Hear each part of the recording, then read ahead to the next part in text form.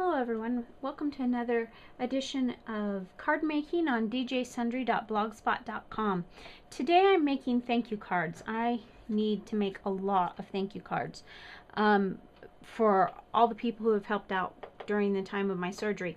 So I wanted to do a card that looked very nice, but yet would be simple to do several of. So the card I'm going to make is a thank you card. The paper I'm going to use is this package from Recollections. It's the Spice Market package, and they're all just really nice fall colors. I'm going to be using this green color, kind of going outside of my normal. I'm using more colors than I would normally use, but I really am liking the way it's turning out. The other things that I'm going to be using, two stamp sets. The first one is by K. Andrew Designs, and it's the Halloween. And the only one I'm using out of this is this one right down here on the corner that says Thankful. I'm also using this stamp set from K. Andrew Designs. This is the Scripture Saying stamp set, and this one says, I thank my God every time I remember you. And that's the Scripture Saying stamp set. And then I'm going to use this stamp that I bought, I don't even know, Hobby Lobby. Oh, looks like Hobby Lobby a long time ago. And it says Homemade Just For You by, because I want it to go on my card as well. So let's get started with the card. The first thing that I have here is I have an A2 size card. It is, I'm going to be opening it up this direction.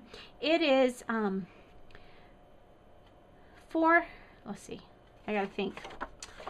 1/4 inches this way, so it's an 8.5 by 11 sheet of paper folded, and then it's 5.5 inches this way. And this is actually the main paper that I'm going to be using.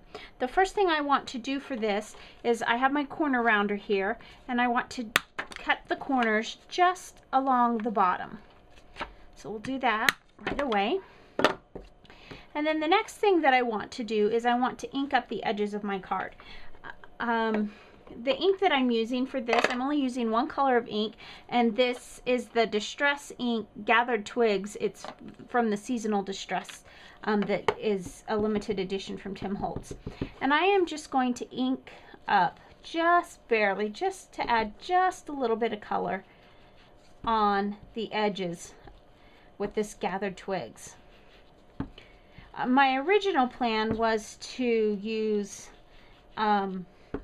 my black Excelsior ink for my stamping, but then I decided I might as well keep it all coordinating, and so I decided to use this for all of my not just my stamping, but also for not just for distressing the edges, but also for stamping, because that's one of the beauties of the Distress ink, is they work beautifully to stamp, but then you can also distress with them. So I have my edges. Oh, let's see, we need just a little more down here. Okay, so now let's stamp the back, because that is the image that I'm least concerned about. If something were to happen, it wasn't dry enough and it would smear. It's the image I'm least concerned about. And that there's our Homemade Just For You by. Now I do not have a perfect color pen to match with that, so I've kind of debated whether I wanted to go with brown or black, and I just decided to go ahead and go with the brown, and I'll just sign my name to it right there. So that takes care of that. And then I have this K. Andrew Design stamp that says I thank my God every time I remember you, and I'm just going to ink it up as well. And this particular one is kind of small, and so for a couple of reasons I don't want it in the center. A lot of times when you buy a card, your sentiment's centered right here. I want mine down in the corner. First of all, proportion wise, I think it's too small to go in the center of the card. But the other reason why is because I want to be able to have plenty of room to write the message to the recipient of my card. So that takes care of that. So now we'll open this out. And then my last stamp that I'm going to use is this Thankful stamp from the Halloween pack. I can't believe how much I am enjoying this Halloween pack, because I'm not a big Halloween fan. It's my least favorite holiday of the year, and so it's just not something I would use. But I do like the other sentiments on this, and I've found myself using it for many, many cards just since I received it in the mail a few days ago. So all of my images are stamped. And so now we're going to go to the next step of our card. I have this ribbon here from Offray. It's just something I picked up at Walmart. And I tried it a couple of different ways. One way is I just brought it around, but it's a fairly stiff ribbon, so it's not really one that I would tie a bow with anyway. And so I thought, well, I might as well save myself a little bit of ribbon, and instead of tying it around, just run it across the top and adhere it down. So that's what I'm doing here. I'll just adhere it down.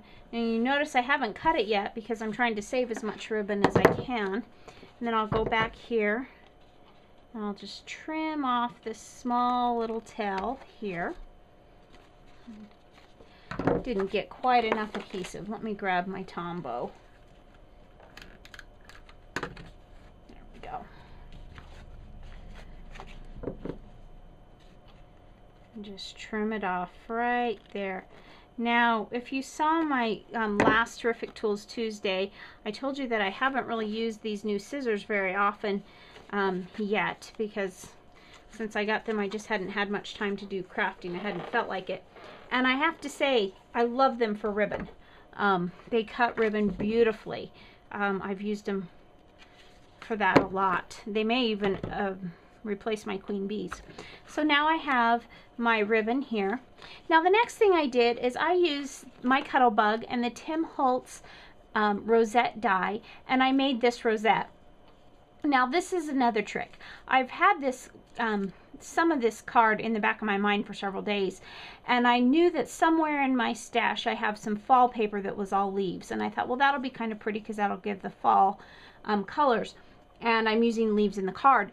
But when I was going back through my stash, I found some paper that I had actually set aside to get rid of. As I mentioned earlier, I'm not a big Halloween fan, and I had this jack-o'-lantern paper that had been mixed in with a pack of probably holiday paper or something that I had, a mixed pack. I don't even know who it was from. It was probably a big stack pad from Provocraft or somewhere. And I had set it aside to see if I could find somebody who would take it or would be interested in it, and I got to looking at it and I thought, you know what, when I make a rosette, you'll never know that it's jack-o'-lantern and it's all the right colors. Now before I put that on the card, it's a little bit brighter than I want. It's not quite as muted, so I'm going to take the Scattered Twigs or Gathered Twigs Distress ink, and I'm just going to distress each of the peaks of the rosette. One thing I learned about using the rosette die is that be careful what paper you do use. I had used regular paper, not just cardstock, on other ones that I had made, but it apparently was probably a little bit thicker paper than this particular paper was, and I had originally planned to make 10 cards, and I ended up losing 3 of my rosettes because they just fell apart. So be real careful that you don't go too thin. So I've got it all distressed, and now I'm going to take my glue dots. I'm going to be using 2 different sizes of glue dots. I'm going to be using the large size, and then I'm also going to be using the mini for different parts of the card. Now you don't have to use glue dots at all.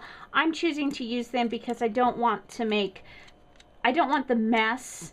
I'm kind of in a hurry to get through these. I need to fill out all the thank you cards, do my handwritten message in them, and I didn't want to take the time for wet glue to dry, but I needed something pretty durable, especially with all these ridges.